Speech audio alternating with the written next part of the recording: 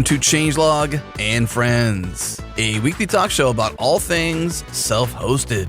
Big shout out to our friends and partners at Fly.io, the home of Changelog.com. Launch your apps, launch your databases, launch your AI near your users. Learn more at Fly.io.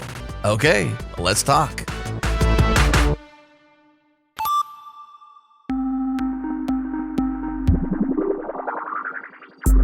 What's up, friends? I'm here with Sama Alam-Naylor, Senior Developer Advocate at Sentry. So we've been working with Sentry for many years now, and I love Sentry. We use Sentry. It's so helpful for us. But we don't write many bugs here at Changelog. We're just that good. But I do say often how many teams use Sentry. And that number has grown over the years. It was 40,000, then it's 70,000, then it's 90,000, and now 100,000 plus teams use Sentry. Numbers don't lie. Check the NASDAQ scoreboard. Can you believe that, Soma? What are your thoughts on Sentry's impact to software teams? Do you know what? I'm not surprised. It's a quality product, and I'm not just talking about that because I work for Sentry, but because I've used Sentry. And I think its success is also due to the fact that it supports over 100 SDKs and frameworks. Like any programming language you want to use, unless it's ridiculously obscure, Sentry's got an SDK for that. Whether it's an official maintained SDK or whether it's a community SDK, there's a way that you can implement Sentry in your project with a few lines of code. You don't need to really do much to get its benefit. And I think that's really powerful also in showing that people want to make Sentry work for their frameworks or their languages of choice because it works. And the fact that you can self-host Sentry as well, it shows how valuable it is and shows how valuable Sentry knows it is to people. The fact that it's open and out there and you can use it and configure it to your specifications at the code level if you want. And if you want to not bother about that and pay for it, then you can do that too. I'm not surprised, and I'm not surprised that it's growing. I sound biased, obviously, but it's the best error monitoring solution I have used in my dev career of many years. And as a front-end dev, it feels intuitive. I think a lot of these error monitoring solutions are very back-end focused. They're very stack tracy and not really geared up with a good developer experience. Like, here are some logs, here are some things to spit out. You can read them if you care. But with Sentry, it seems to appeal to more developers because of the way it's been engineered. The amount of SDKs that are available makes it appeal to more developers. And you can get started in Sentry in so many different frameworks in less than a minute. And all the instructions are in the app and they point you to documentation if you need it. It's, a joy to use. And so I'm not surprised that many people use it. I'm glad you're not surprised because I'm not surprised either. It's an amazing tool. We love it. We use it. Go to Sentry.io. Use the code Changelog. That will get you $100 off the team plan. It's basically 3.5 months free or almost 4 months, but code Changelog will get you $100 off the team plan. Use it. Love it. Sentry. We love it. Sentry.io. That's Sentry.io. Sentry.io.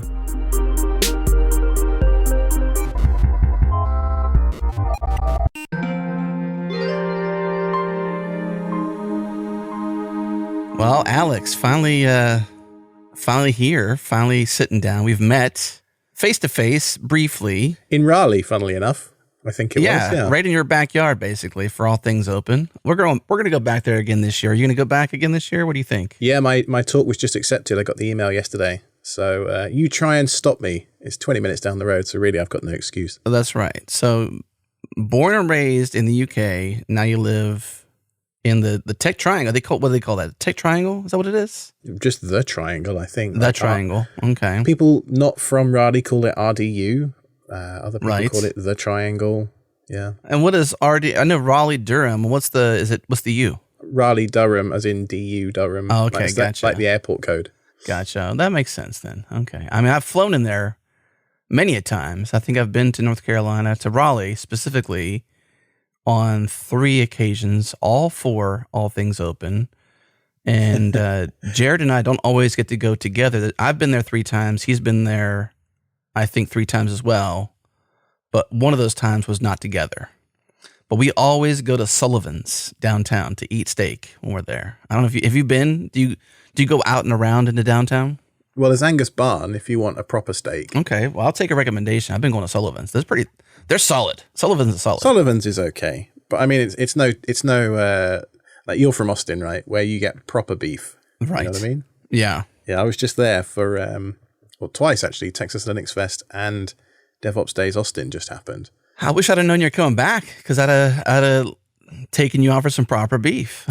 Yeah, we went to Terry Black's and that was pretty nice. That's proper. Well, I mean, they're kind of like, I don't know. I feel like they're obviously great folks, and I'm not knocking anybody for making great beef, but there are some up and comers that need more attention than Terry Black's.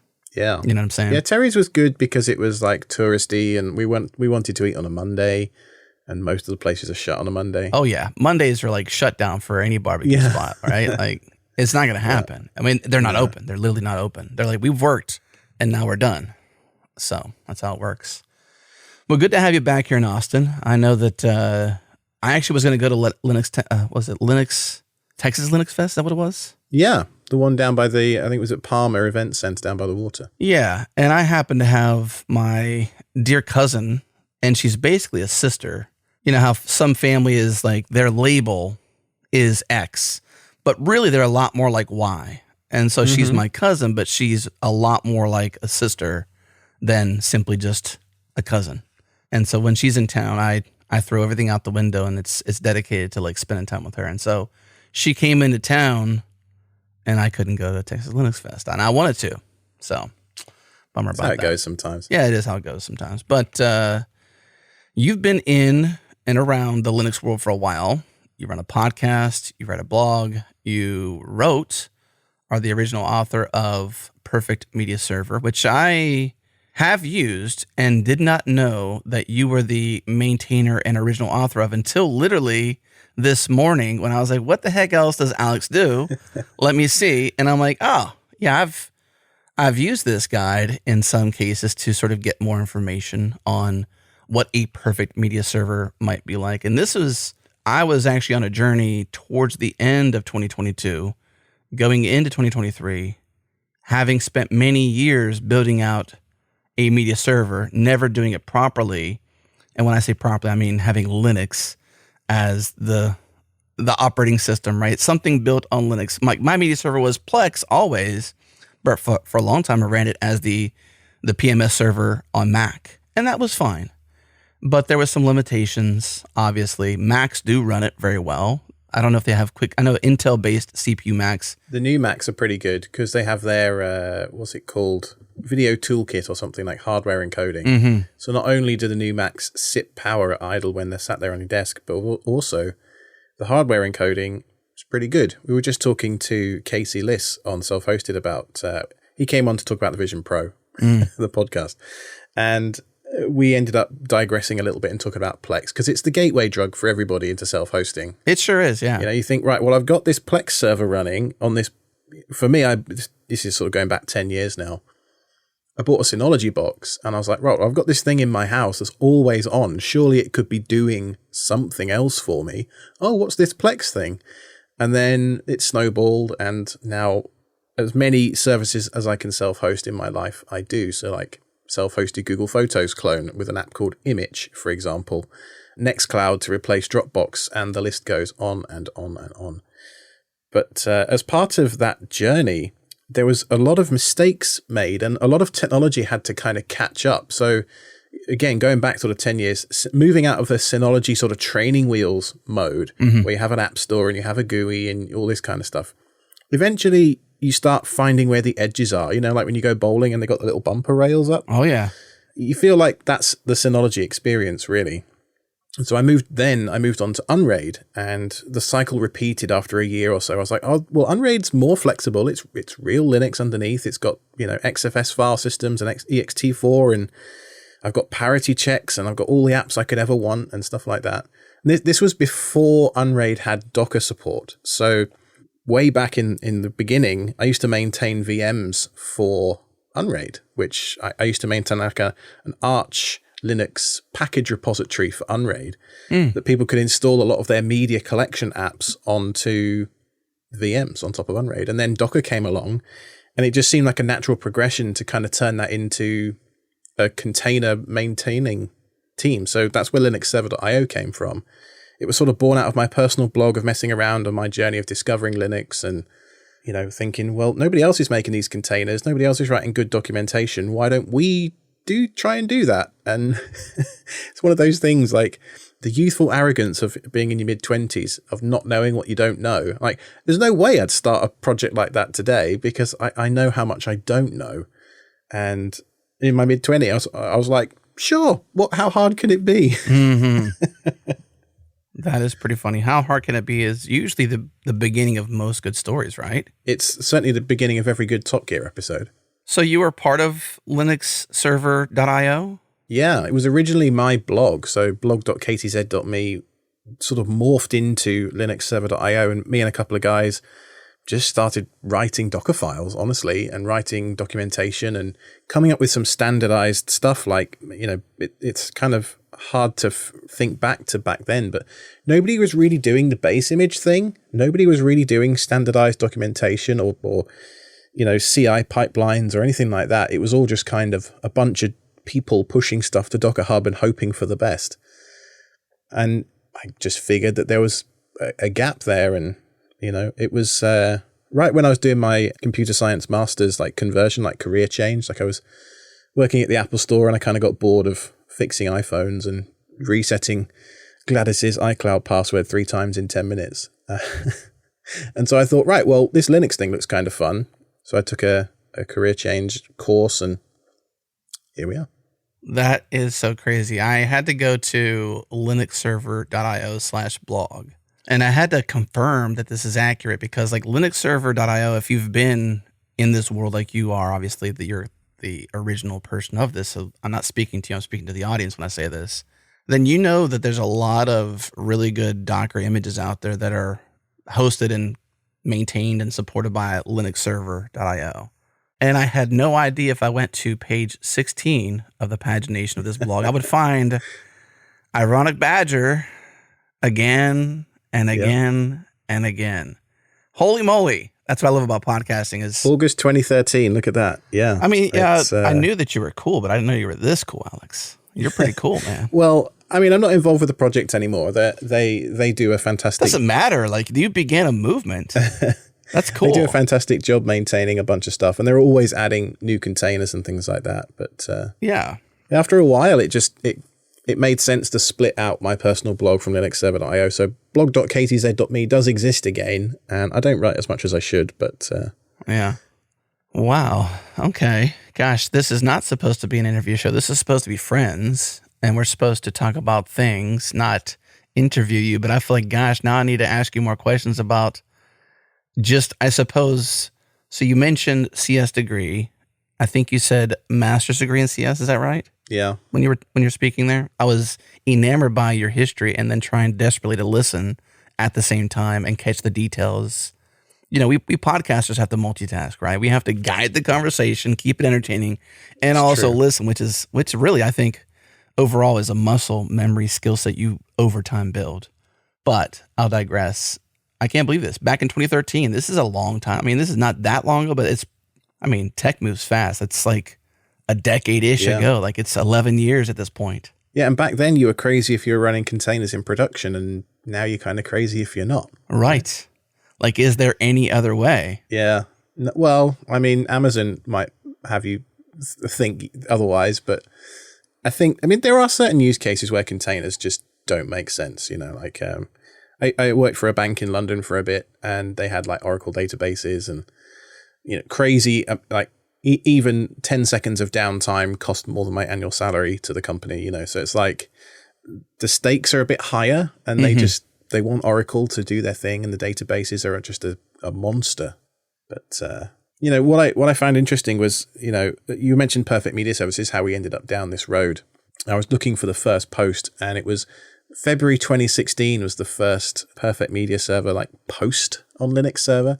It was putting together some of the pieces of the jigsaw, And the absolute most important piece was something called mergerfs. Mm-hmm. The developer of that software actually lives in Austin. You should probably get him on this show and talk to him. He works for Morgan Stanley. He's a pretty interesting guy. He was at Texas Linux Fest, so I got the chance to meet him. Antonio, his name is. Anyway, this is the magic sauce because mergerfs allows you to take multiple hard drives of different sizes, of different file systems, and bring them together under a single mount point. Mm. So you could have 10 hard drives, of any size, of any file system, and then you just go to a single directory on your Linux system, and all 10 of those drives appear under that one system as if they were just one big drive. Which, if you think about it, that's what a lot of people have been trying to do for a long time using RAID, is to try and take this JBOD, it's just a bunch of disks, and kind of bring them together in some kind of a unified fashion. But the downside of RAID or ZFS or any of these kinds of drive pooling systems that existed before was that you had to commit up front to like use your VDEV layout as part of your ZFS pool, for example. Like you can't easily expand a ZFS pool even now. They've added dynamic RAID expansion, but it's still like mirrored VDEVs are probably still the best way to go.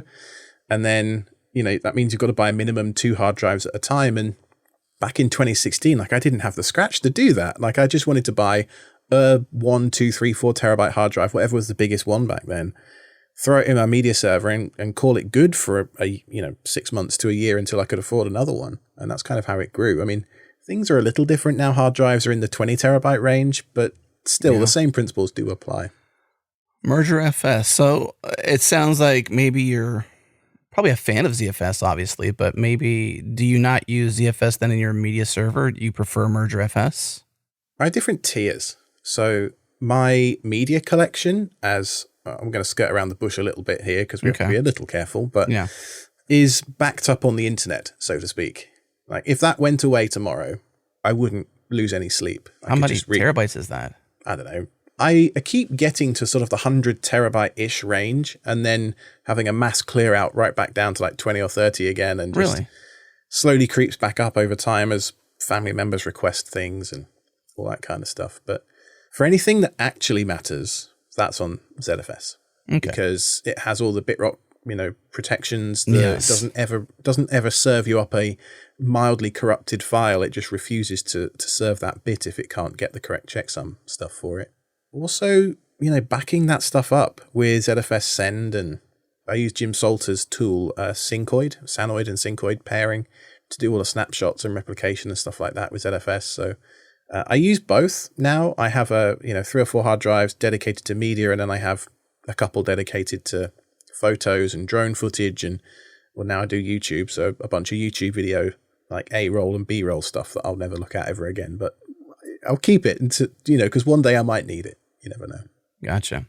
Well, then let's dip our toe a little further into the ZFS, or as I would say, ZFS, because I get the difference. Let's not go there. But I like the way you say it. It's cool. I just use whatever, because my name has a Z in it. Like Alex KTZ, ZFS, ZFS, I don't care. Yeah.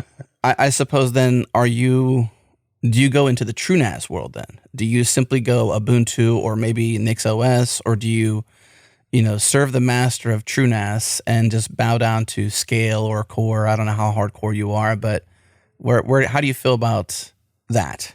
Well, it's an interesting question because up until fairly recently, TrueNAS, FreeNAS, whatever, was BSD only. Right. Which kind of ruled it out for me because BSD's just different enough from Linux that my muscle memory gets tripped up every single time.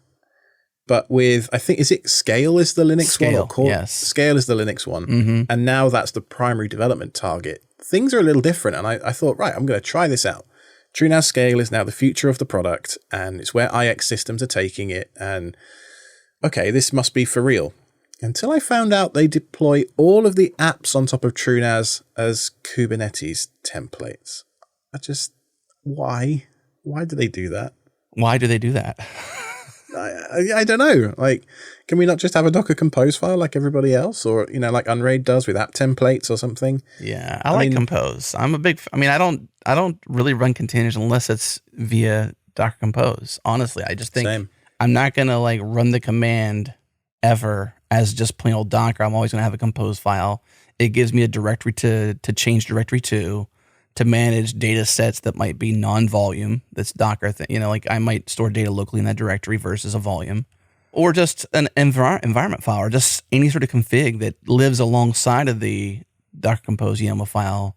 I feel like that gives me a home, and I don't Docker unless it's Docker Compose, really, personally. Totally agree. Which makes sense for Linux Server IO, because that's a big thing that they do, really, is they provide these images, but then they also provide Compose templates right alongside of it that is pretty much copy and paste, which is great for gateway people who are like, oh, like we said before, Plex is a gateway. You find it, you learn about Docker, you learn about containers, you start going further into the Linux world, and next thing you know, you're at least a Linux novice, if not a version of an expert, maybe a moldable expert. I don't know. That's kind of where I feel like I'm not at expert level by any means, but I'm certainly not novice. I'm somewhere in that middle ground, and it really is because I didn't want to run this thing on Mac. And the primary issue I had was not with the Mac platform, it was with the inputs, the literal hardware.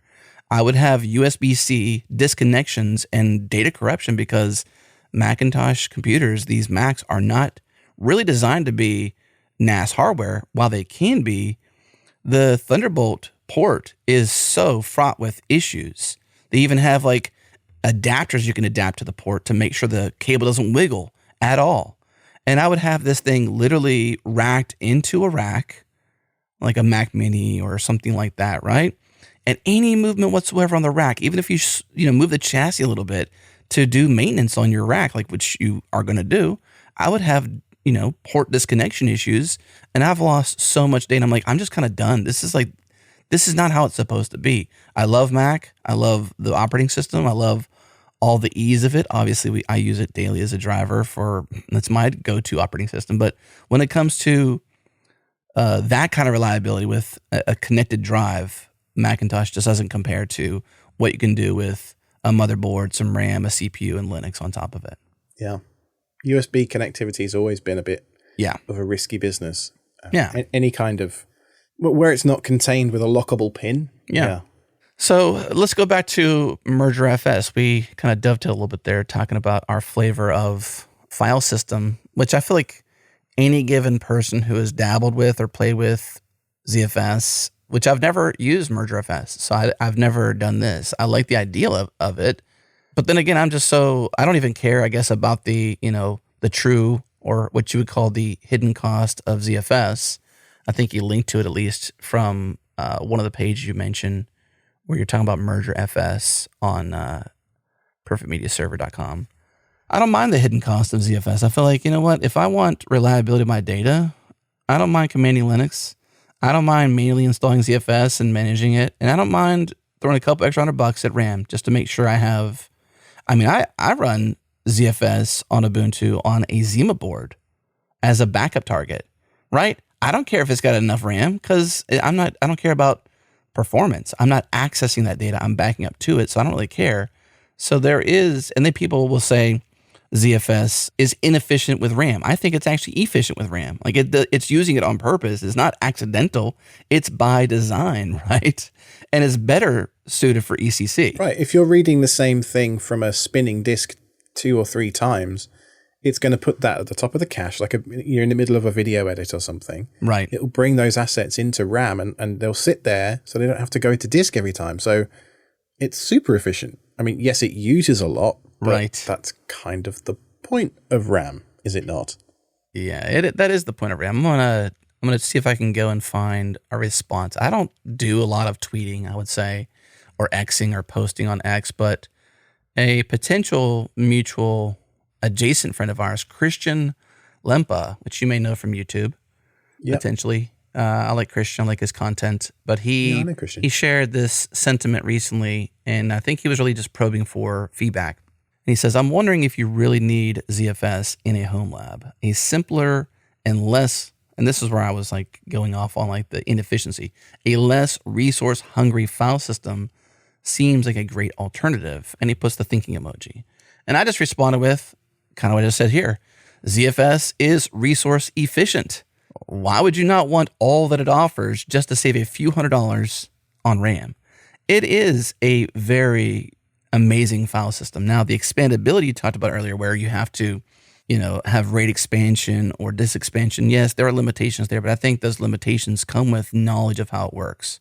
So mirrored VDEVs or whatever you might do to expand your pool, there are limitations there. And, going back to mergerfs, which I've never used, how does that compare to ZFS when you have to expand it? When, I know you mentioned you don't use it for certain data, but like, where do you use mergerfs versus ZFS? mergerfs literally globs together any disks that you supply underneath a specific glob point. So, for example, you could have 3 or 4 disks in your air quotes array today, and you could pull one of those drives. Immediately, it would disappear from the pool. There'd be no data loss because the magic of merger is that each disk has an individually readable and addressable file system on it. There's no striping of the data. Downside is that there's no parity either. So you need a third-party tool to generate some kind of redundancy for a mergerfs array. So something like SnapRAID, which is a snapshot. It basically takes a snapshot of the data of your data disks and then calculates parity on that. A little bit like Unraid, although Unraid does that in real time versus SnapRAID, which does it as a, like a cron job that you run every day or something. With ZFS, as we've said, you have to expand the VDEVs very carefully. But with mergerfs, you can add and remove drives willy-nilly because each disk is individually, like an individual file system. It doesn't matter. It's not gonna, there's not gonna be any data corruption or anything like that. So if you are just storing a bunch of movies and TV shows and you don't need the utmost in bit rot protection and all the fancy stuff that ZFS offers you, it's a very cost-effective way to build out a small system. The performance is pretty good too. So it's based on top of Fuse, which is a software layer of like a file system that basically runs in user space rather than kernel space. So that there are some performance limitations. It will easily saturate a gigabit connection, don't get me wrong, but you'll use a little bit of CPU as you do it. So things like the Zima board that are a little bit less powerful may struggle to saturate a gigabit connection with mergerfs, for example. Whereas with ZFS, because of all the caching and stuff, they might be fine doing the same thing. So really, it just depends. The answer in Linux and the answer in building servers and infrastructure is always, it depends.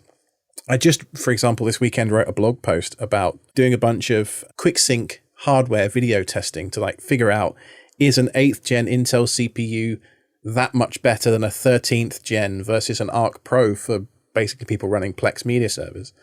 And the outcome, much to the chagrin of Reddit, was it depends. It depends on what your budget is. It depends on how many streams you're doing. It depends on what the availability of specific used hardware is in the marketplace this month, etc., etc. And the same is true across, when you build a certain system, whether it's a media server, whether it's a network, whether it's, deciding what to have for lunch. Like there's always compromises you've got to make. Oh, like my cheese, I've run out of cheese, so I can't make this particular thing. Like, oh, well, I can't get this particular brand of whatever thing I like. It's a tenuous analogy, but bear with me. I'm following you. I just think that there's a lot of it depends in our line of work, and it annoys people sometimes that's the answer, but it's the truth. Well, when I went to that post, I was like, where is your definitive answer here? And all you gave me was data, and I was upset. So I'm with them. I'm just kidding. I was just looking for, give me the silver bullet, Alex. Which CPU is it? I'm buying it right now. Well, okay. So the answer is if you have budget coming out the wazoo, just buy the newest stuff because it's got the most codec support. It's got the fastest cores alongside it. So all the software and codes that you might want to do are faster. It can run VMs. It can run 1 million containers and not even break sweat. But if budget's a concern, and this is where like the hidden cost of ZFS again starts to rear its head. Like the whole reason I got into Linux in the first place was something called PCI pass-through, because I was a poor student doing my master's and I couldn't afford a second computer. So I was like, right, I'm at my desk at home writing a dissertation. I want a desktop computer and I couldn't afford one. So can I just throw a graphics card in my server and then do PCI pass-through and then make 2 boxes behave like one? And we all remember the Linus video, 7 gamers, 1 CPU, I think, from a long time ago. It's that kind of principle. And, it's just a rabbit hole. You can always find rabbit holes to go down with Linux. And for me, PCI pass-through was the one that got me, and then self-hosting has been the one that's got me after that. Yeah, for sure.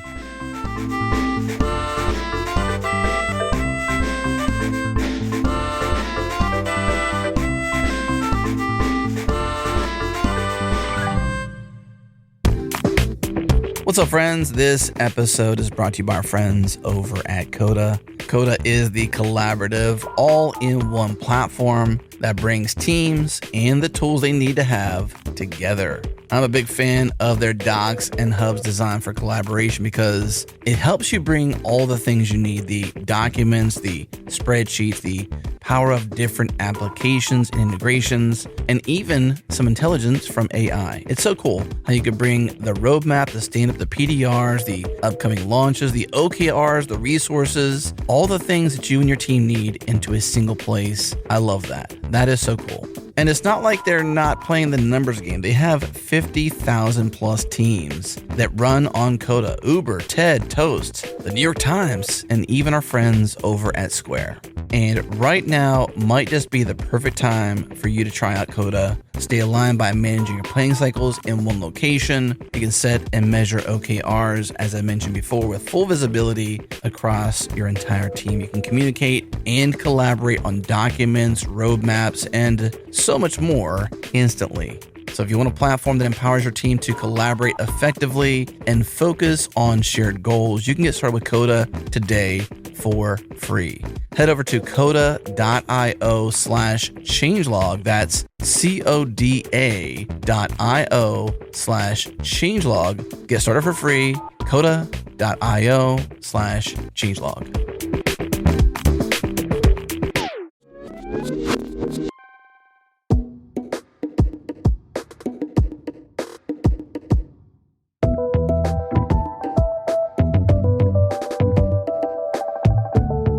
It's interesting how some version of not good enough got us to where we are. My version was trying to run Plex in various data stores, basically, via the platform I had available to me, which was a Macintosh, and I had repurposed Mac Minis, etc. And yours was Synology. Do you recommend Synology to this day? Is there places where you think that platform fits, or is it just never a thing for you? Like, would you give it to your grandmother or to your mom? Like, who is Synology for? I'm laughing over here because my answer is going to be it depends. Oh gosh, come on. Well, you can't say that anymore. No more. Well, it does, because there's a lot of useful features in Synology for small to medium businesses. They've got a lot of stuff with 365 integrations and Google Suite backups and Veeam support for all sorts of like Windows host client backups, that kind of stuff. They did some skullduggery which kind of ticked me off a bit with hard drive incompatibility. So unless you use Synology branded hard drives, after I think it's 3 or maybe 5 years, they'll start throwing warnings, whether the hard drive's good or not, saying you are not using Synology supported stuff. And I'm like, dudes, yeah, it's a hard drive. Like, I know you want to lock people into your stuff, but that's just not cool. So, yeah. Even my issue with Synology was similar to yours, where I was coming from SoftRaid on a Mac. I don't know. Are you familiar with SoftRaid by any chance? I think I looked at it a long time ago, but not recently. It's like it's similar to I guess an installed file system like ZFS in the fact that it's software RAID, not hardware RAID. And I think they recently, in the last couple of years, began to have a Windows version of it. So I think for a while there, it was only on a Mac. And I found out about it because of OWC, which is a pretty well-known hardware manufacturer for a lot of Mac peripherals. And so they have these things called Thunder Bays in 4 drive, 6 drive, 8 drive, I think rack-mounted versions of it. And then SoftRaid was the preferred thing you would run as software to do the RAID. And so that's kind of how I found out about it. And my disks and system in that case, while the unreliability of the cable is known, the reliability of the software and the speed of it and the hardware was amazing. If it weren't for that cable, I'd still be there. Like if the cable didn't disconnect, I'd still probably be back in that world. So whatever. Point I'm getting to is that my experience with Synology was not terrible. It was slow.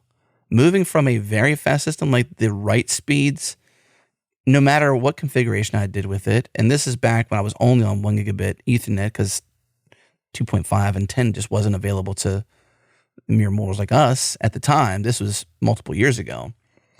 And now it's sort of a everyday thing now. But I just could not get write speeds. And I'm like, this is just crazy. Like, how are these things in like just very slow. And so I got frustrated with the fact that, well, I'm going to spend a lot of money on the Xeon processor in this Synology because I'm like, I'm go big or go home kind of person.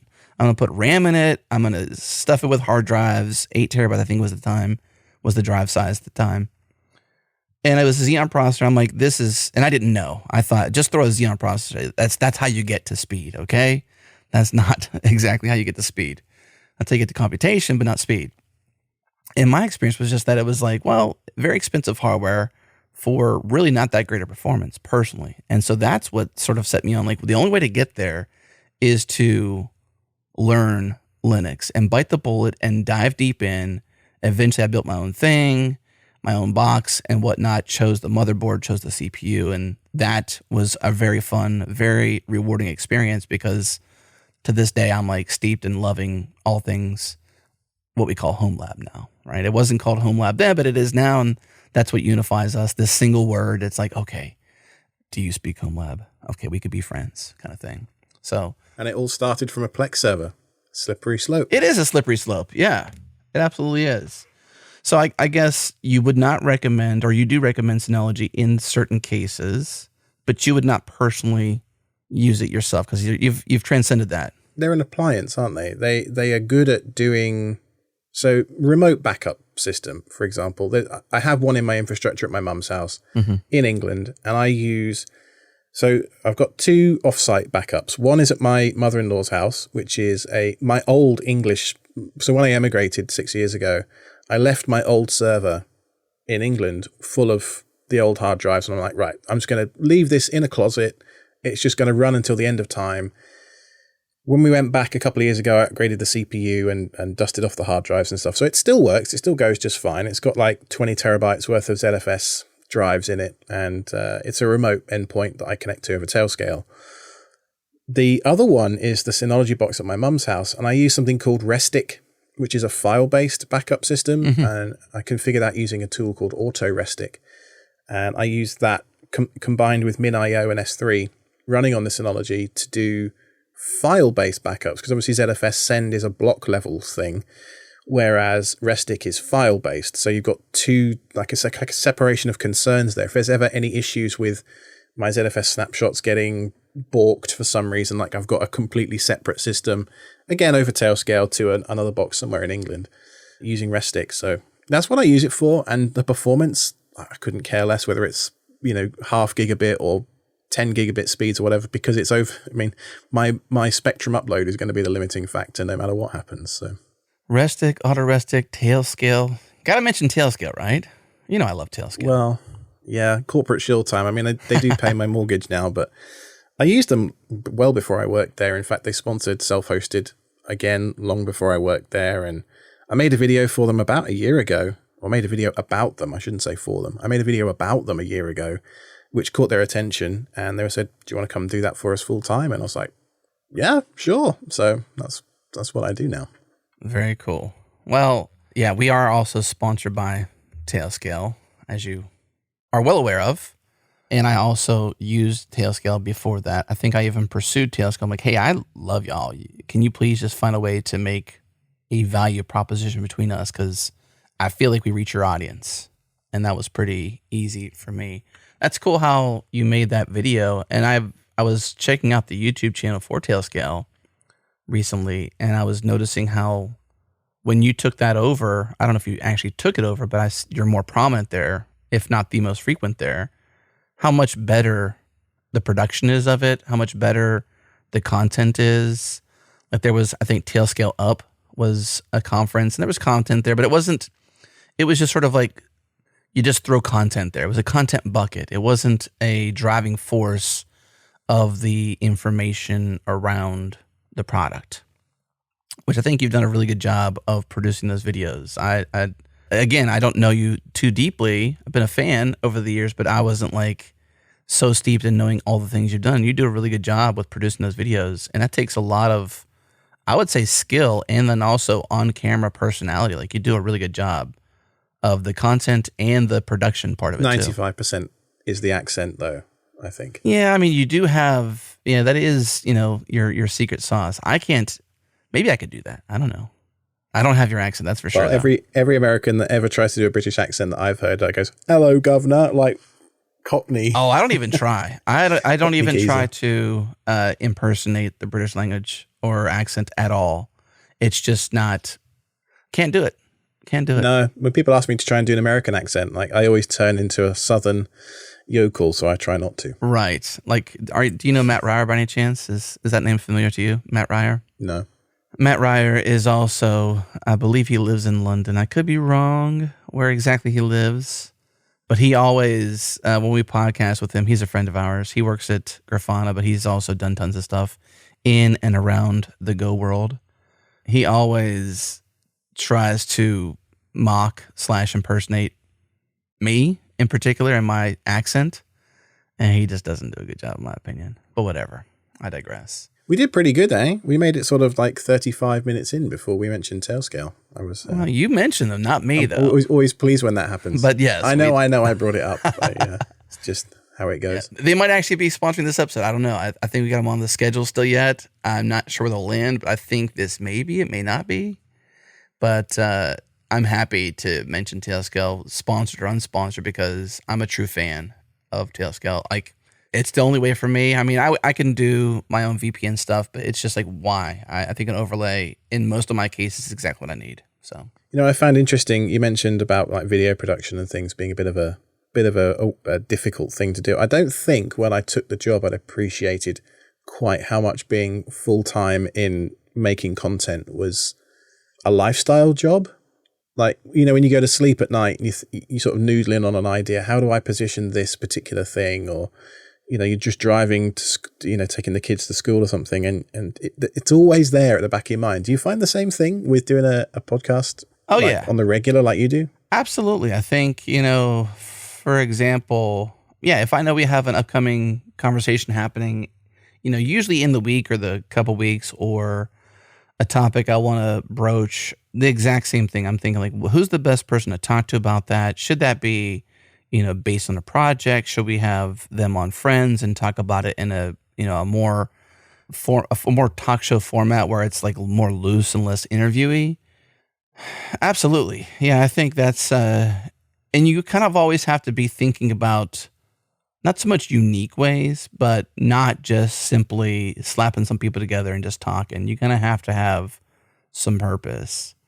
And then I'm thinking, like, for example, I'm having Brian Cantrill on this week, which actually will come out next week on the actual podcast, but recording this week on Wednesday. He and I are just both... get Brian to shout into some servers really loudly and that'll upset them. Yeah, precisely. Do you remember that video from like forever ago? No, what was the video? Brian Cantrill in a data center with a latency chart of some ZFS servers showing him shouting like as loud as he could into the server rack, and how that vibration of the hard drives caused a latency spike. It's like a super old... What? Yeah, it's pretty interesting. I'll see if I can find it and send it to you. Back in his Joint days, I bet. Yeah, probably. Yeah. Well, he and I are both, I guess to put it mildly, super fans of Silicon Valley. The TV show, I assume. Both, actually. But yes, the TV show. The TV show for sure. Yeah. Silicon Valley, the TV show. And I'm wondering if it would upset people if we just talked about that the entire time. And I don't think I'm going to do that. But like, as part of this whole, I'm driving my kid to school, or I'm driving from here to there, or doing this, I'm in the backyard cutting grass, listening to a book, but also side chatting with myself in my own brain. This future of how will I present X to Y kind of thing is definitely there, right? It's like, would that really upset people if we talked about like, what are my most favorite scenes? Could we spend 20 minutes with that? What if we spent 30 minutes? What if we just talked the whole time about Silicon Valley, the TV show? Would that really upset people? It's got to be when Russ Hanneman turns up with his car with the doors that do this, not this, right? Not that. Yes, precisely. Yeah. Yes. Or looking for thumb drives and in the trash heap. You never know. They did a remarkable job with that show, honestly, of making it believable, yet entertaining, yet obviously fake all at the same time. Are you a super fan of Silicon Valley then? I don't know what superfan qualifies as, but one of my servers is named Anton in honor of the garage server of Guilfoyle. So perhaps, my pie holes are Guilfoyle and Dinesh. I have Fantastic. 2 pie holes. So good. I mean, I used to have Richard in there, and I think Gavin was in there as well, but then I minimized because I had 2 locations for a while and I only have 1, so I only have 2 in 1 location. So Richard and Gavin were... I tend to name my servers after favorite fictional characters. Mooncake is one from Final Space. Magrathea is another from Hitchhiker's Guide. And oh, yes. Oh, yeah, Magrathea. That would be so awesome. You're right. I have a Zoidberg somewhere lurking around too. Yeah, I think steeping culture, geek culture, sci-fi culture into tech things I make or build. Like my main server is called Endurance because I love the movie Interstellar, and that ship was awesome. And so Endurance is an awesome name. And so my Proxmox box now, it used to be a standalone Ubuntu server. Now it's a full-on Proxmox box that actually has a lot of different services in it. But the main box is Endurance. Love that. So I didn't know you were a Silicon Valley fan. So I guess I would classify a super fan to be somebody who's watched all 6 seasons multiple times. Oh, well, yes then. Yeah? I'm a bit of a Mike Judge fan, to be honest with you. Okay. I was a bit young for Beavis, but King of the Hill, Office Space, he's just a genius, I think, that guy. Yeah, Office Space definitely resonated with me. Less of a King of the Hill fan, less of a Beavis and Butthead fan. Definitely more of his, I guess, more adult. Yeah. Like Beavis and Butthead was a little too immature for me. I'm still working my way through King of the Hill for the very first time. How was it? I think I'm at like season 6 or 7 or something. But it's one of those ones that I just put on every now and again. I'm like, oh yeah, this is kind of... But it's amazing how it's still totally culturally relevant. And it was... Really? Yeah. Like it's basically a show about parenting and, masquerading as an entertainment show of the time. And a lot of the stuff, particularly as I view America with a bit of an outsider's lens, I feel like Mike does a really good job of again, in Silicon Valley, of doing the same thing, of giving you the perspective of an outsider, like ridiculing the people, but also empathizing with them at the same time. Yeah, I mean, I feel like Silicon Valley, the TV show, is an absolute masterpiece. Every time I rewatch an episode, I see something new and unique and different. And there's like a little detail always in there. And one I shared recently, I believe I shared it in our Slack and maybe via DM to somebody, but it was the fellow that was at the data center. And I believe, if I can look it up really quickly, his name, it was at Malient Data Center. His name is John. That's right, John Browning. And there's a scene where he is standing in front of the servers, and you can clearly see him current because he's the person standing there. The camera's facing. And then you see his name badge connected to his shirt pocket. And you see young John clearly in his name badge, right? It's got his photo on it, his name, and he's so young and so seemingly full of hope. And then obviously the current image of him is hair pulled back, kind of frizzled, defeated for the most part, but content with what he's doing. And you see this, juxtaposition between John Browning now to John Browning probably when he started at this data center years and years ago. Like this photo was taken probably day 1 of him being an employee there. And he's just so young. He's probably in this, I would say 19, early 20s in the photo. And then obviously John Browning as we know him as the character, is not in his 20s. He's more probably, I would say, closer to his 50s. And as that character ages, then he and Guilfoyle strike up this relationship through that chess game. Yeah. And it's like, I'm going to move one piece, and Guilfoyle keeps getting beaten, and he's like, yes. It's just, yeah. I do like that character. Yeah. I mean, all the characters I think are very special in a way. Like Monica's character arc was really interesting. Initially, we thought she and Richard would have some sort of relationship that never happened. I think they canceled that because it just didn't seem like this should be a love story. So like, let's tease it, but let's just like put the tension there, right? I think she saw his thing when he was going to the bathroom, and there was a joke later on about her seeing it again when he goes to the bathroom because Lori Bream put her down at the end of the hall right in front of the men's bathroom as a way of retribution. Are all VCs quite so... I've never dealt with one personally, like directly. Are all VCs weird like that? I know they were portrayed perhaps a little rigid. I think it's a stereotype to some degree, but I think there's a lot of truth in the stereotype because every time I speak to people who I know personally and well, where I believe them to tell me the truth thoroughly, tell me that they've had unique experiences with venture capitalists. Are they all like that? I don't know. But I think there's some version of like some truth there. Now, I think Lori Bream's character was uniquely packaged, let's just say. Like, she was uniquely odd. Because I think to be in that kind of position, you have to be such an analytical person and potentially removed from empathy to succeed, right? There's a certain breed of person that's highly successful in that kind of strategic position that the ones who thrive the most are the ones that have lack of empathy. Or You're probably right. Not very good with understanding. Because if you want to make a decision that's right for the business, oh yeah, of like outsourcing a certain entire department and making hundreds of people redundant locally, like the whole Chinese factory situation that they cover, right? With Gavin, he's like, I don't care. This is not the new China. I want the old China. Yeah, right. Yeah. Why are these kids here singing to me? Get them out there working. Like it's a bad demeanor to have as a human being. But that was his. He's like, I'm here for a reason. Build my boxes. Well, it sounds like you and I could probably talk about Silicon Valley for a whole entire show too. So maybe we should. It depends. If we're in agreement on whether Jackson Hole is closer than. Oh, it's definitely further. I think Gavin proved that with the 10 flights he made. What was his name? His sidekick. Yeah. What was his name? I try to remember all the characters' names very well. It escapes me too. So Hoover was his name. Love that character too. Gosh, like the way he was gonna like throw down on Patrice was her name when she was talking crap. He says like, some would argue that none of the things you ever invented was actually good for the company. It never made money. It would have been better if you didn't invent those things at all. And he's gonna like swole up on her and like attack her. And Gavin was like, stop that, Hoover.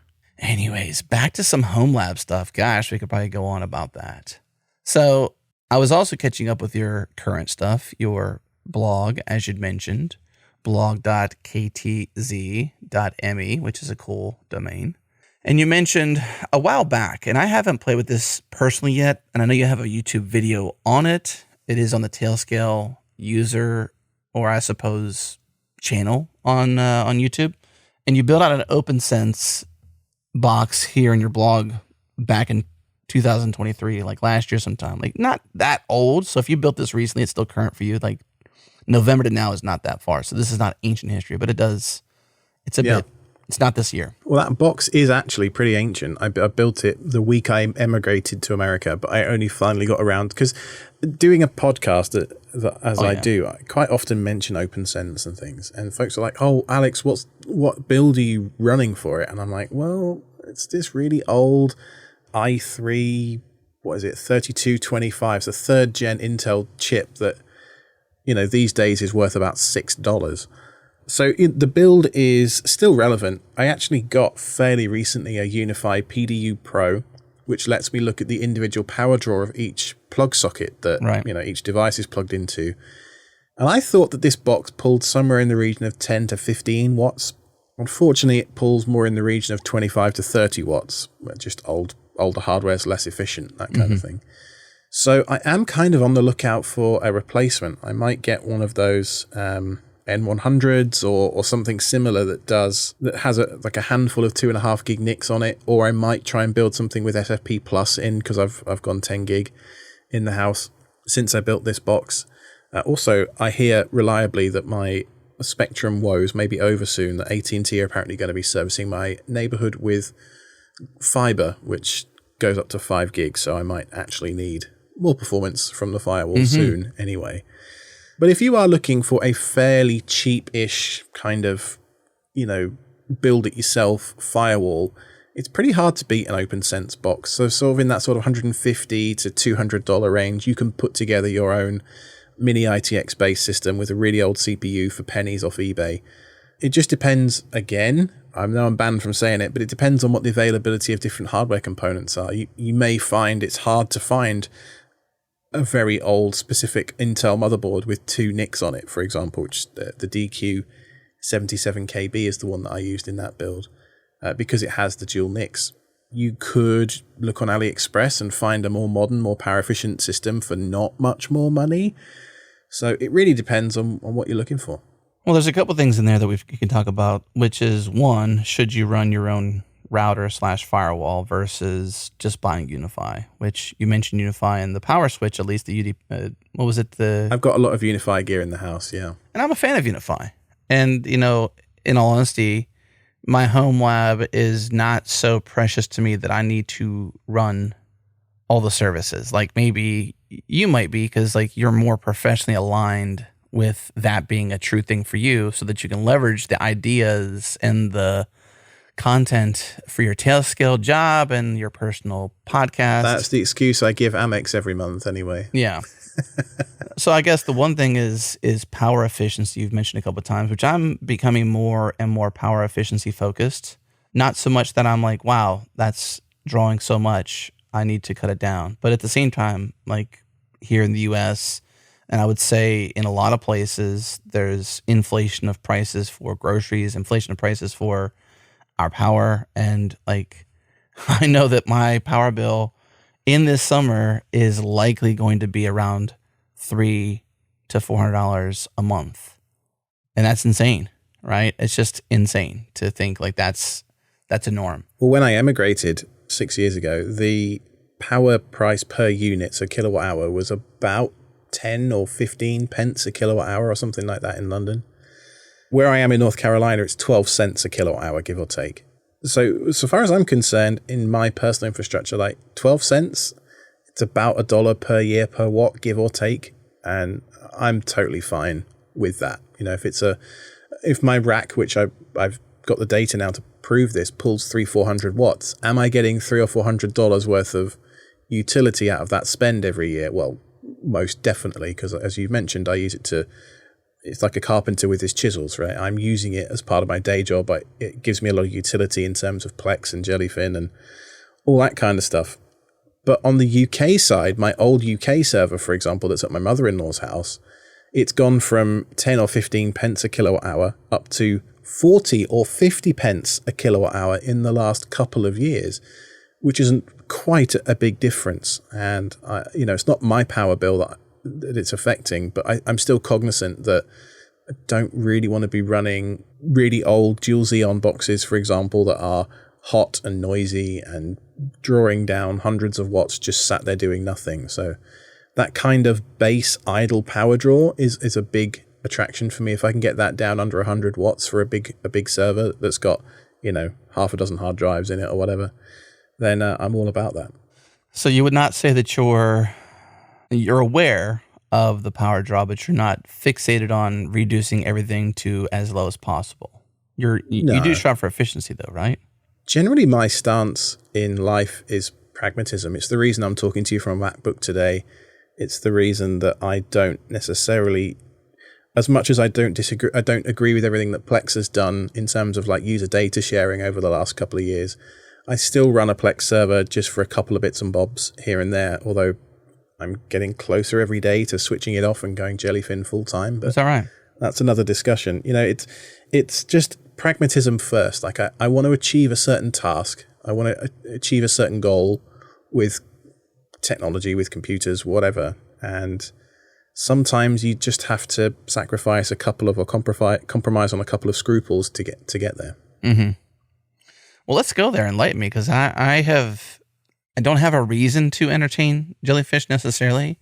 I'm not in the details necessarily of the amount of user data sharing that Plex is doing. I do think that I've always wondered what will happen when the person who is me that is really only using Plex to serve up my own data, my own movies. And it seems like they're moving more and more into some sort of streaming thing, which I think is sort of turning their back on or turning away from their core audience, or at least what got them to where they're at. Now, is that wrong or right? I don't know.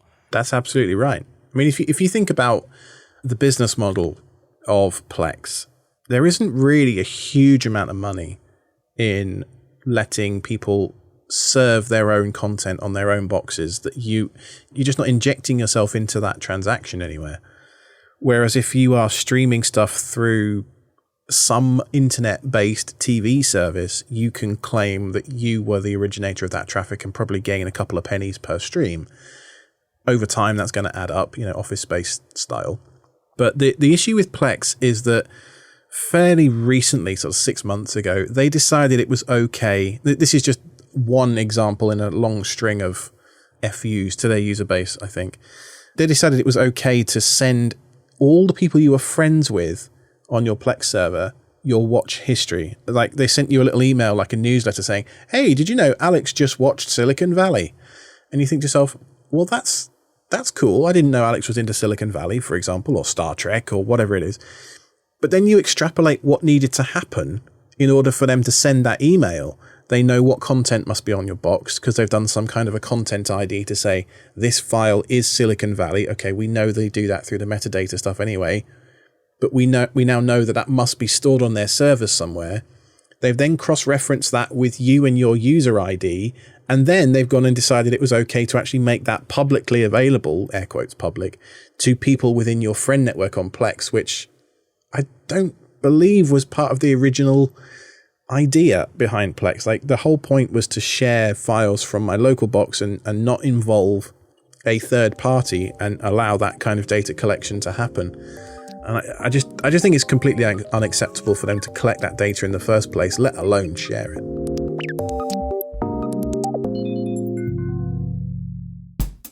So I was right. Tailscale did, in fact, sponsor this episode. So I'm going to put an ad in here for my friends over at Tailscale. Love Alex. He's awesome. This conversation is great, and I hope you're enjoying it. But he also does some really awesome videos on the YouTube channel for Tailscale. And recently, he did a tutorial, kind of a walkthrough of using Tailscale with Home Assistant and what it took to set it up and access Home Assistant remotely via Tailscale. Take a listen. Under Home Assistant, we're going to go ahead now and install another add-on. So I'm going to go ahead and install the Visual Studio Code Server add-on.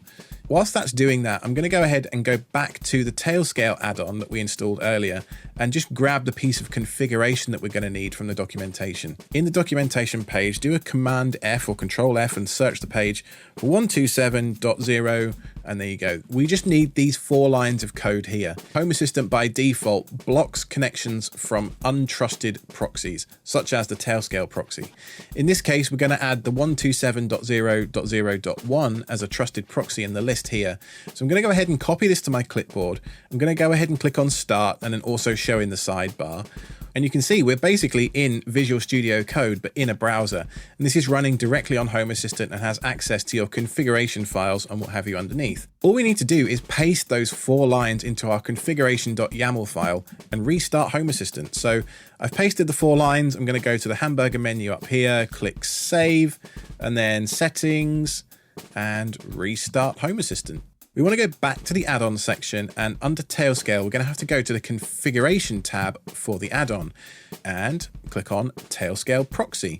This is going to turn on Tailscale Serve. This is what will automatically generate you a TLS certificate using Let's Encrypt for your tailnet.ts.net tailnet name. So if I click on Save here, it will take a moment, but it's going to restart the Tailscale add-on. And so now I should be able to go to https Home Assistant velociraptor.ts.net, and it's going to load my entire Home Assistant instance over Tailscale with a TLS certificate using the name from my tailnet. And I can log in just as if I was using the IP address and port number that I was before. And you can use this name from anywhere on your tailnet. So any device that's connected to your tailnet, such as a phone, for example, that can now connect to Home Assistant, whether you're in the house or whether you're at the coffee shop or whether you're in Iceland looking at volcanoes. It doesn't really matter where you are. If you're one of the few out there who have not tried out Tailscale yet for free, you can do so today, up to 100 devices and 3 users, totally free at tailscale.com. No credit card required. Just go there, sign up, get 100 devices, 3 users, totally free. That's where I'm at. I use Tailscale totally free, and you can too. I'll link up Alex's tutorial in the show notes. Check that out. tailscale.com. Do it now.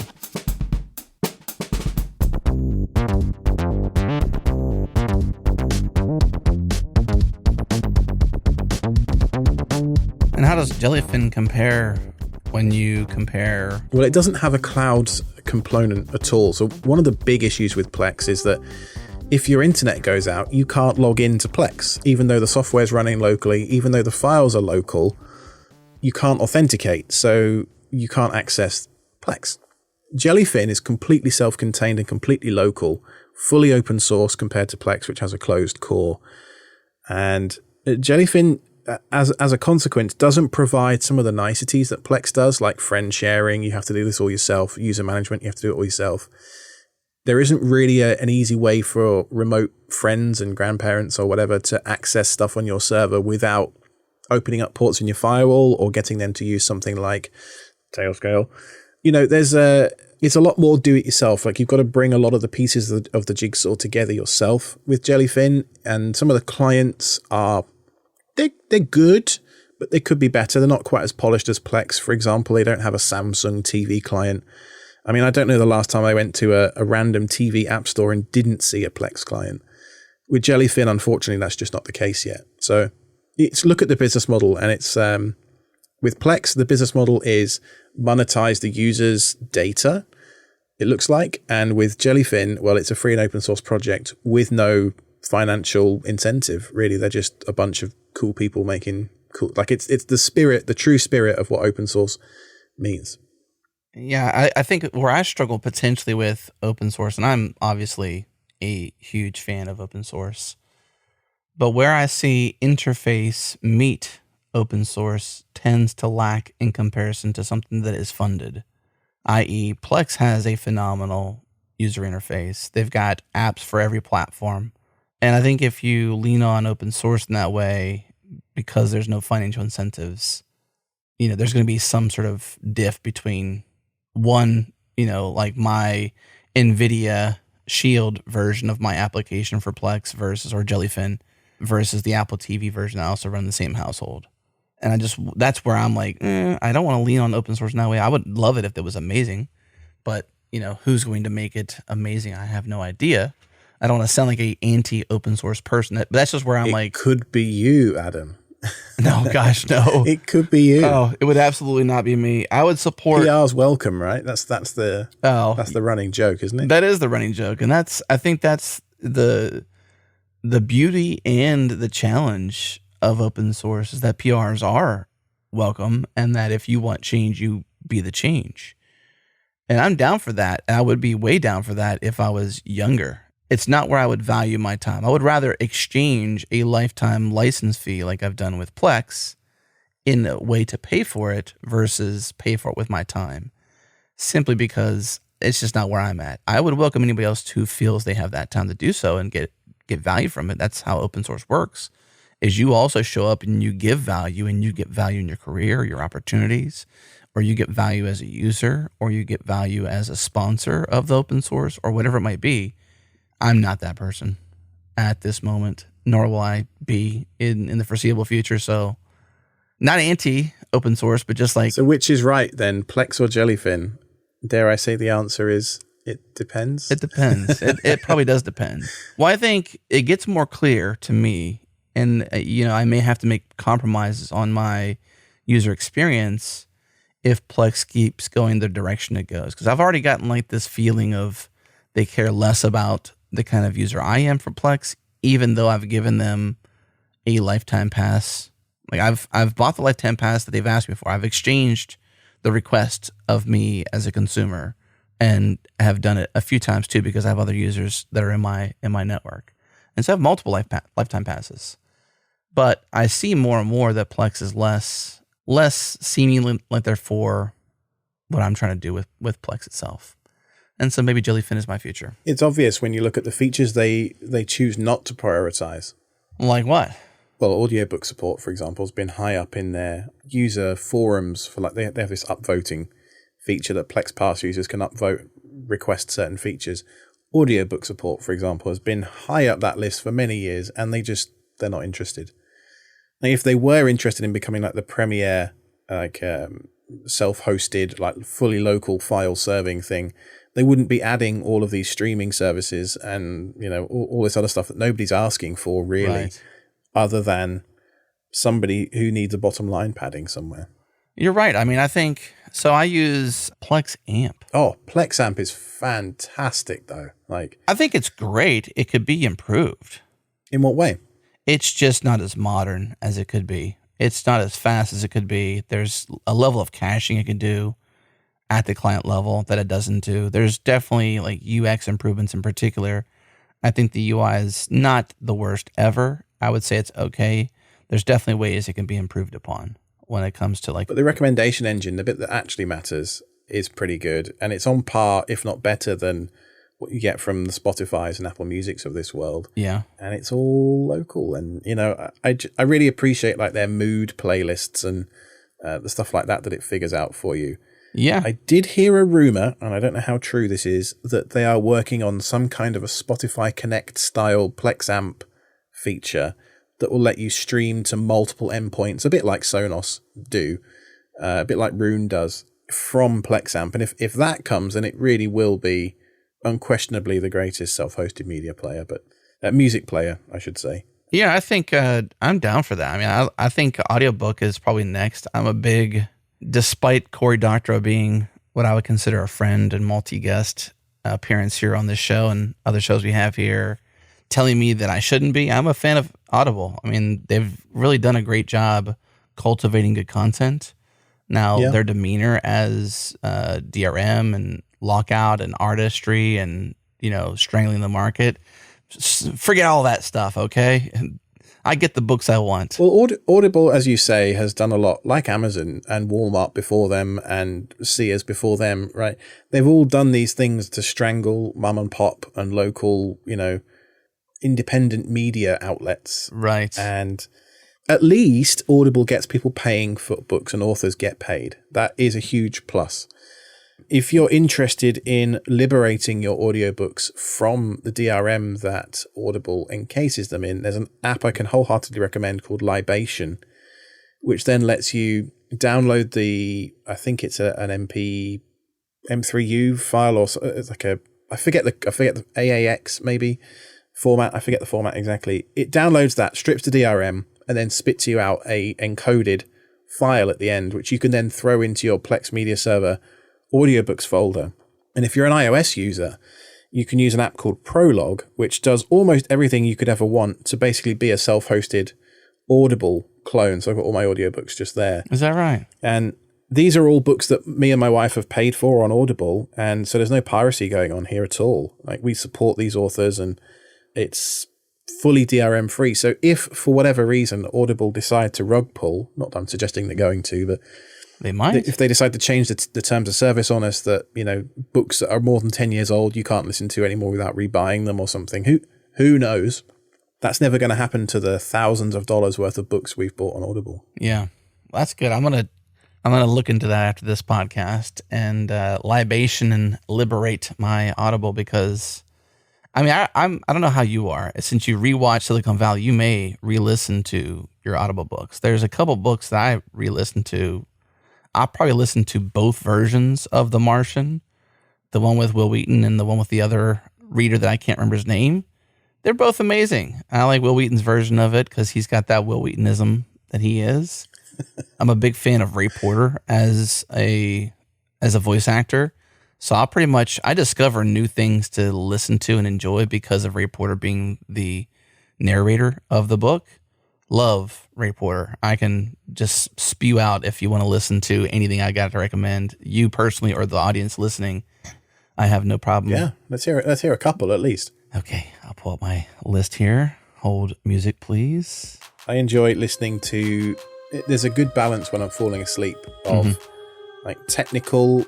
They've got to be interesting and slightly technical, but not so interesting or technical as that they actually hold my attention, but not so boring as that they don't hold any attention whatsoever. So I find a really good one for that. That's a fine line, yeah. Is Adrian Newey's How to Build a Car for F1 nerds. Really? It's a little bit of a life story of Adrian Newey, like the famous Formula One car designer. Yeah. And that for me is my sort of like I need to fall asleep, but my brain's racing. Right, I'm going to put the Adrian Newey book on and I'll fall asleep in 10 minutes flat every time. Well, I've got my list up, and I will say, beginning with Will Wheaton, I know I mentioned Ray Porter, but Will Wheaton, he narrated Ready Player One and Ready Player Two. Both of those books are, in their own places, phenomenal. I think Ready Player One as a book is obviously a lot better than the movie, although the movie was still pretty cool. I would say I discovered Nick Jones, which I believe is also a fellow UK inhabitant. I don't know. What do you call yourself? National? Where you're from? Person? I think he's from the UK, Nick Jones. But Ray Porter read his series, and it was, I'm trying to find because there's like 6 books in this series. I'm trying to find the one that's the one I can recommend that begins it. It's the Joseph Bridgman series. So if you look that up, Joseph Bridgman, Nick Jones, I've read them all or listened to them all. They're all phenomenal. It's kind of like an interesting take on time travel. Really, really cool. A more recent one that I took a little bit to get into because I'm not really into like military, although I've been in the military. I'm not really into like military fiction, I say. And I got into Jack Carr's series on The Terminal List. And The Terminal List is now a series on Amazon Prime. And you can go check that out. I haven't watched the series yet, but The Terminal List as a book, and then the follow-up, True Believer. I think there's one more book in the series, maybe a couple more. It's really solid. I dig it quite a bit. And then I think my all-time favorite series ever is the Bobiverse. It is We Are Legion, in parentheses, We Are Bob. It is so good. It's a software developer. It's not spilling the story. It's a software developer that dies and comes back AI. That's the whole entire premise of the story. So like if you read the jacket cover, it would say a version of that. You know, that series is like 5, I think it's going to be 6 books deep, but Ray Porter reads it for the author, Dennis E. Taylor, whom I think he's actually a software developer himself from Canada turned author. And he has some really, like, there's a lot of entanglement in this story around the Bobiverse and We Are Bob and We Are Legion and all the different books that have come after it. There's because it deals with relativity and space travel and time dilation, he has software he's home-baked and written to maintain the chronological order of details. It's that entangled. Like, that's cool to me. Like, behind the book is a software developer turned author that wrote his own software to maintain the chronological order and time dilation details of all the travels that happen as part of the series. I think that's just like super cool. But Ray Porter, pretty much anything he reads, I will at least pay attention to it and consider, diving deep into it. The narrator makes all the difference. It does. Yeah, I think that person really has their job set for them. One I really had higher hopes for was this book by Nathan Heistad and Jasper T. Scott, and I think it was called Final Days. It had a really good beginning. Like, it had potential, and then it just got really, really different. And then it ends. It's not a bad finale for how it should end, but like, it's just, if you go and listen to it, it's worth listening to, but it's not a re-listen, in my opinion. I will re-listen to stories again a year later, a year or two later, because my wife says I'm weird like that, but I just really enjoy things, and so we don't have this plethora of really good things coming out, and so I have to kind of go back to what I know, and because I have a human brain that forgets the details or wants to immerse myself even more in some of the other details, I don't mind re-listening.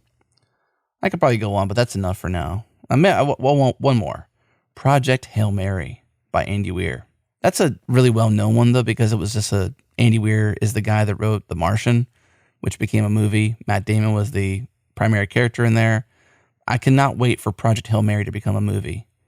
Like, just because I love both sides. I love the deep, deep book. And this book, Project Hail Mary, is super deep in the details. Takes a turn you would not expect. It's a phenomenal book. Ray Porter obviously narrates it. And I'm sure it would be just as good as a movie. I noticed that Ryan Gosling is slated on the slate for Hail Mary. How'd you feel about that? I don't know, honestly. I would say not judging based on his Barbie performance, because I didn't watch Barbie, and I'm not against it. I just haven't yet. I feel like I eventually have to. And I'm stuck. Ryan Gosling is just always very dry in his delivery.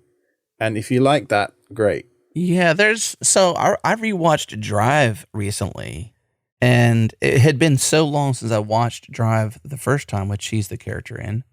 I had forgotten the entire movie.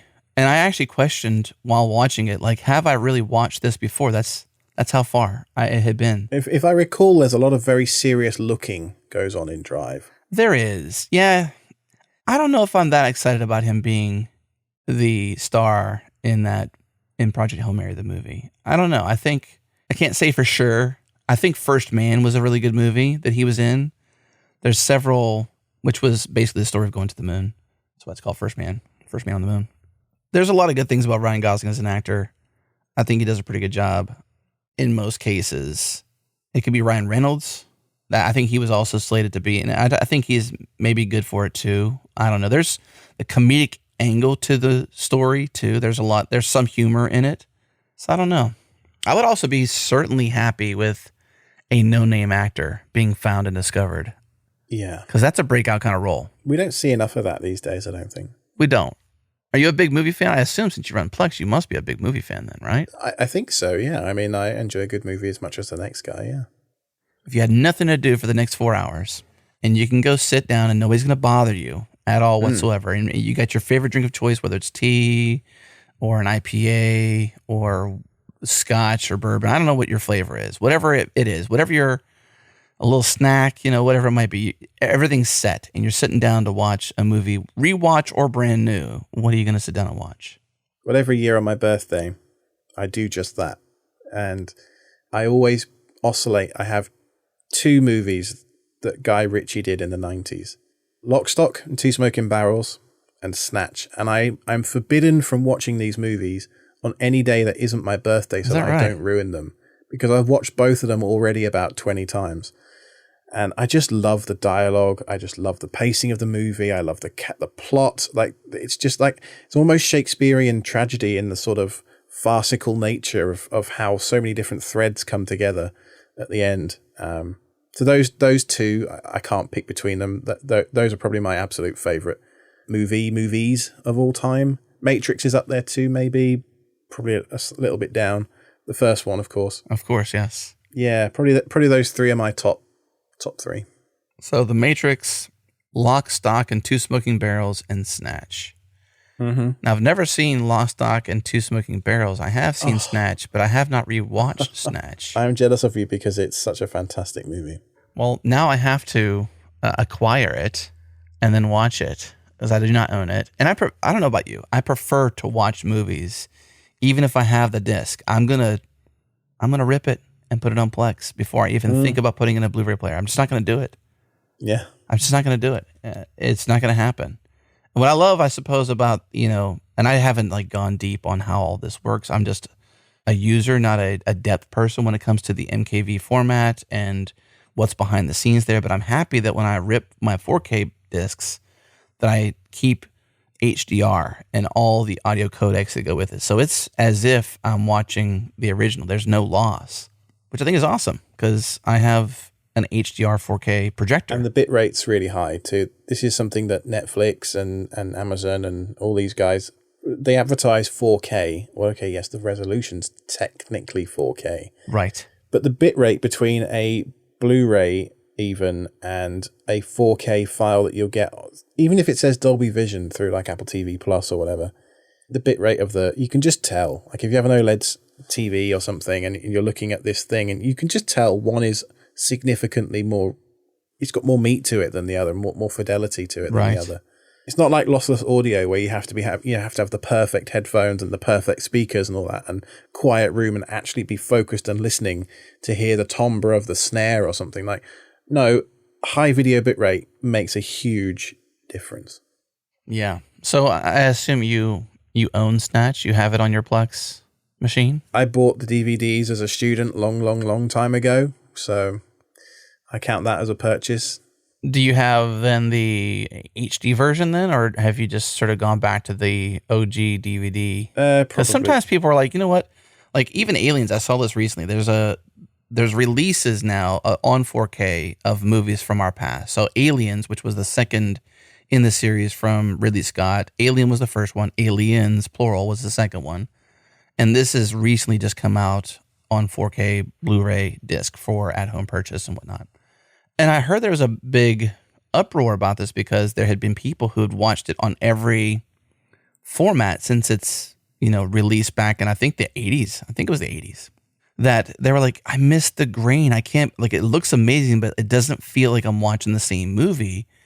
And you kind of aren't, because the way you perfect the transfer from the original tape to the transfer process they have to 2K and then an upscale to a 4K or whatever the transition might be for them, there is a grain loss. There is a colorization process. For sure. All that stuff. So I guess my question really is do you watch the DVD version of it because you're a purist? Or would you be okay No. with the Blu-ray version of it? No, I think that the transfer is really important. So you look at things like the Criterion Collection, and they go to huge lengths about how they do the transfers from the negatives to, remaster them for high definition releases. And I think, the release makes a pretty big difference, but you can lose some of the nuance by having it be a different format than what you watched it in originally.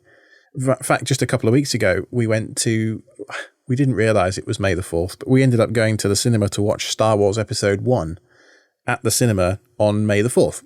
Obviously, Star Wars Day. You didn't do that on purpose? No, we didn't. And it was only when I stood up at the end of... No, we stood up at the end of the... It's May the 4th, man. I know. And we stood up at the end of the movie, and I looked at my phone, and I said to my wife, it's May the 4th. That's why this is on. That's why... That makes sense. We only realized at the end. But that movie held up, and I will tell you, in the setting of it being in a proper cinema, I had a Vision Pro for a couple of weeks, and that thing I thought was the best movie watching experience I'd ever had.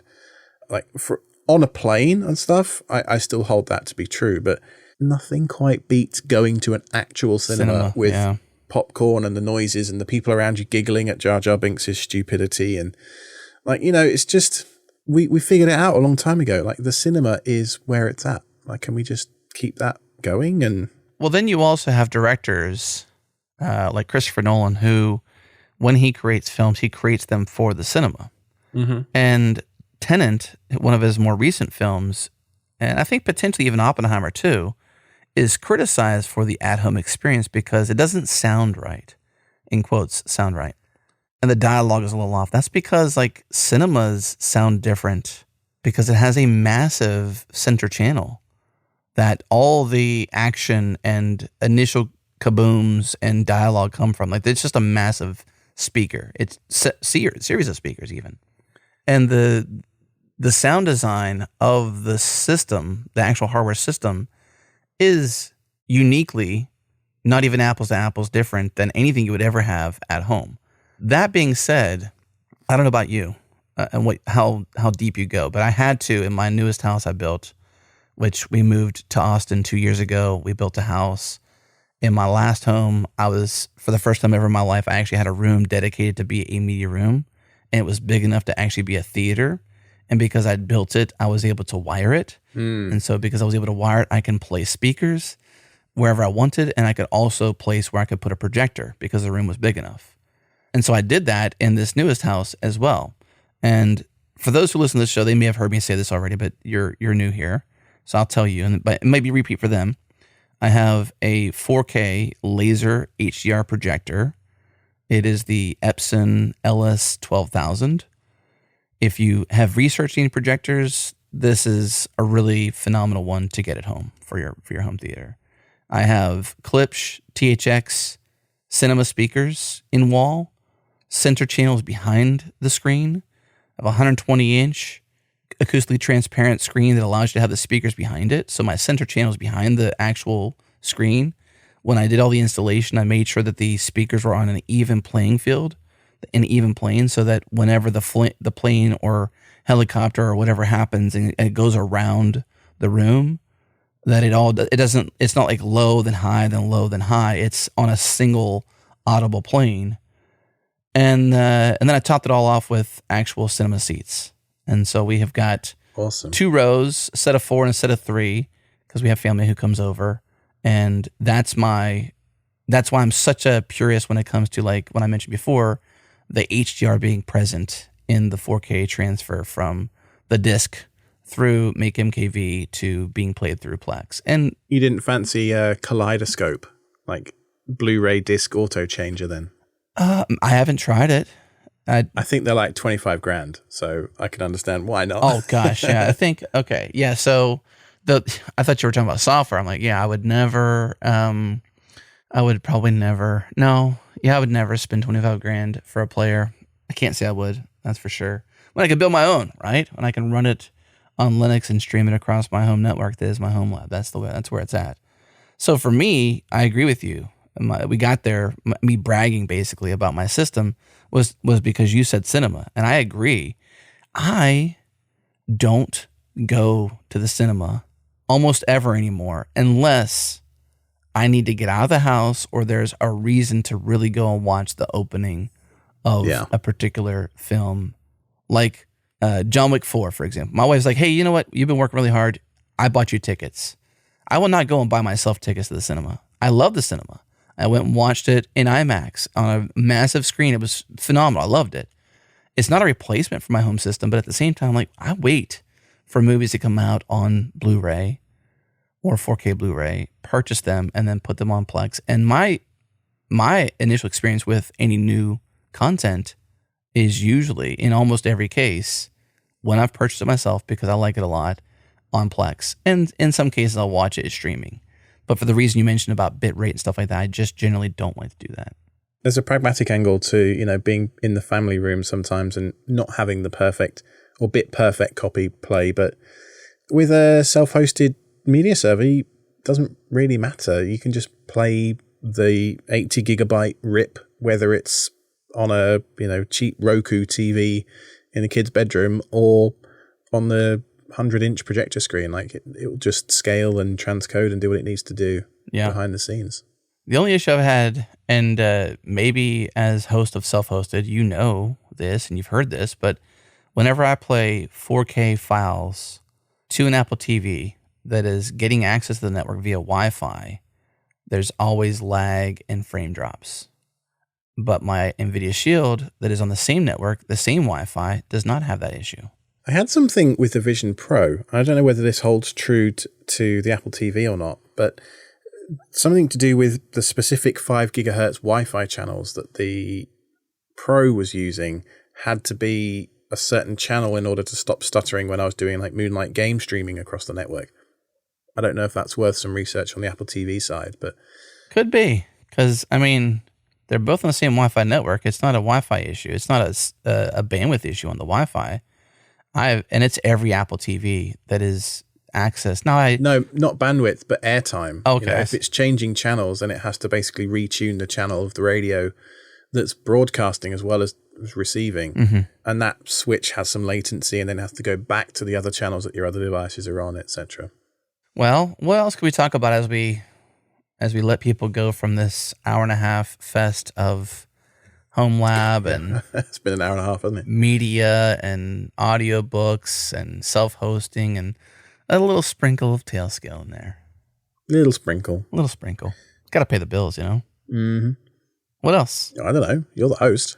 You got anything else? Any anything left in your pockets? Well, we haven't talked about cars at all. I could probably talk about Volkswagen Golfs until the cows come home, but I suspect that's a very niche topic. It is very niche, and I probably couldn't follow you very well. I'm oddly have never been, at one point in my life I was a car guy, never a person who worked on them. I certainly enjoy vehicles, and I'm more of a pragmatist when it comes to vehicles nowadays. I don't upgrade them after I purchase them. I don't do anything unique to them. They're simply a utility, and I'm probably the worst because I drive an F-250 and it just is my massive diesel truck and it pulls me and takes me. In most cases, I'm the only person in it, but I do pull things with it. So I use it as a truck frequently. It's not just a Texan Ferrari, so they say, it's, which is, in Texas, F-250s are super common. Refer you to our previous conversation, though, about trading time for convenience with Plex and Jellyfin versus cars. And like anything, it's a compromise. Yeah, it is a compromise. All right, Alex. Well, I'll drop some things in the show notes for people to point back. I had no idea that you were part of and the inventor of, I guess the originator of Linux, what has become linuxserver.io. Had no idea before this call. I love that surprise. That's so cool. It is fun. And I'm a big fan of your podcast, self-hosted. Big fan of Home Lab, as you know. Big fan of Tailscale, who employs you. So keep doing what you do, and glad to call you a friend. Glad to have you on the show. Yeah, well, thanks for having me. It was a pleasure. And at some point, we'll have to return the favor and have you on self-hosted. I would say yes and be there. No problem. Good deal. And I will see you in Raleigh in October, I hope. Yeah, you will see us in Raleigh in October. We are making plans with our good friend Todd over there at All Things Open. Big fans. Due for a catch-up. He's been busy. We've been busy. Are you doing a live show? You know what? We tend to do the hallway track. We tend to set up a booth. And I think you saw us how we had set up last year. Yeah, I saw you last year. I was a bit chicken to come over and say hi because we hadn't met yet. Yeah. Well, next year you have to. And you have to get on the mic too. Or I guess this year, not next year. I'm thinking like last year, next year. But yeah, you get what I'm trying to say. Yeah, I think that's Jared and I, we love covering the hallway track. There's so many stories in the hallway that you get to peel back as part of how we've done that. And we perfected it over the years. And it's just, we like it a lot. There's some people who listen that don't really care for the sound of the people there, but I'm like, you know what? That's what makes it the hallway track. Like if we were like in the studio, would it sound like we're at the conference? I've had similar comments on my YouTube channel of like, I'm in my basement doing a server upgrade and I've got my phone out in front of me like this, doing the selfie thing. And people are like, dude, get a tripod. And I'm like, that misses the point. Yeah, that's not the point. Like, if you watch any Adam Savage stuff, like you'll know what I'm talking about. Like he's in his workshop and he's tinkering around and he's got his phone balanced on like a little arm and it sort of wobbles just a little bit as he's talking. And he made a really good point in it. He was doing an interview the other day that each of those decisions enhances the narrative and tells a story, part of the story at least. Like I'm in the midst of moving around my shop, so of course my camera's moving. And the same is true of the hallway track. Yes, there's people talking in the background, but I'm at a conference with other people. That's the whole point. That's part of the narrative. Yeah. We want to take you there. That was our point. Was like, we want you to feel like when you listen, you're standing right there as if you were there, even though you're in Europe or Japan or places we have listeners that are not in Raleigh, North Carolina. If you can't be personally present, it takes you there. There's a balance, of course. If all you can hear is room noise, then that's a problem. But I know you guys do a good job with audio, so. And we do. Yeah, we run it through a system, an RX plugin that tones down the background sound enough. Elevates the foreground, de-elevates, I suppose, or diminishes the background to some degree. But we still have it present. We do some processing on it. We definitely EQ. We edit so that there's less of the ums and ahs in there. Not just the ums and ahs, but just the stuff that happens when you have a natural conversation. And in a lot of cases, it's a better artifact in the end. So yeah, we'll see you there at All Things Open. Big fans. And what was the steakhouse you mentioned before? Not Sullivan's, but what was the other one? Angus Barn. Is it Angus Barn? Like Angus beef. Angus Barn. Okay. That's in downtown? It's like a 10-minute, 15-minute Uber away. But make a reservation because it's often extremely busy. Would you say like a week's in advance? Like if I knew we were going in October or whatever the date is? Just make one as soon as you can. Angus because Barn, it fills up pretty quick and it's got a bit of a price tag. I'll warn you up front, but it's good stuff. Any good steakhouse is going to have a price tag. Yeah, of course. But we usually drop some coin when we go there because it's usually like we haven't seen each other in 6 months or 4 months, Jared and I. And so like, let's go out and celebrate our hard work and enjoy some time together. The last time when we were at Sullivan's, I got a smoked, I think he did as well, a smoked old fashioned. Ooh, that sounds good. And they bring it out in like this lighthouse kind of thing, like at this glass casing with a bunch of smoke. I feel like I'm at like a Catholic mass or something like that. If you've ever been to a Catholic mass during like Ash Wednesday or whatever, like when they're smoking the place up. And like they bring it out and they reveal, they open up this big, puff of smoke comes out and it's a smoked old fashioned. So good. I mean, that's a staple. Good steak, good bourbon, good conversation, stuffed bellies. Hard to beat it. Yeah. The Angus Barn is sort of up by the airport area, so just give you an idea of distance. It's not downtown, but it's not super far either. Maybe you'll have to join us then. Yeah. Since we'll be in the same place. I'm sure there'll be a few tailscalers there because we've got a booth. looking for something to do of an evening. So yeah, let's make that happen. One of the 2 nights. Let's do it, you know? All right, Alex. Bye, friends. So the perfect media server, does it really exist? I think it's just theoretically a pipe dream. And based on my experience getting to where I'm at today with my media server, and then hearing Alex's story, and then the story of linuxserver.io, and then obviously Perfect Media Server, the site, which we'll link up in the show notes, it's a constant iteration to better.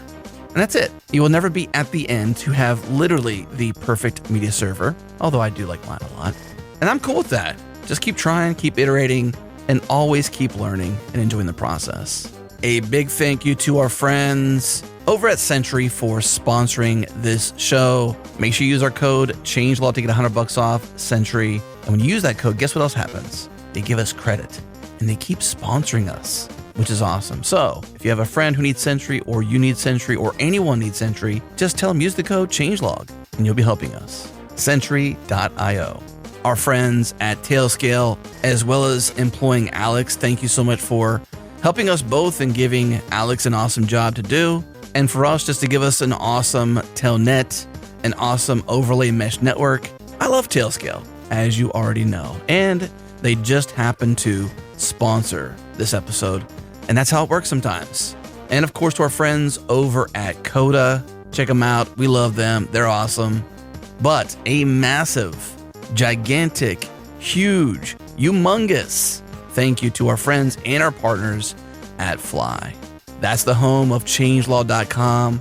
Launch your apps, launch your databases, launch your AI, all near your users. And they have an immense, budding, like-minded, developer-first cloud that's happening there. And if you're not paying attention, well, you might miss out. Hopefully our usage and our love for Fly invokes some curiosity in you. Go check them out, fly.io. And to the beat freak in residence, Breakmaster Cylinder, those banging beats, I just love them. I head nod every single episode. Every single episode, it is a joy to choose and select all the music that goes into the episode. So much fun.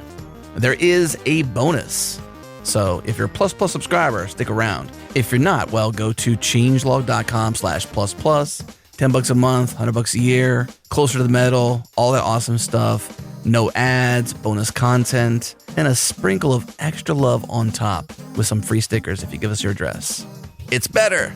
You know what? I think it is better. changelog.com/plus. That's it. We're done. Thank you for listening.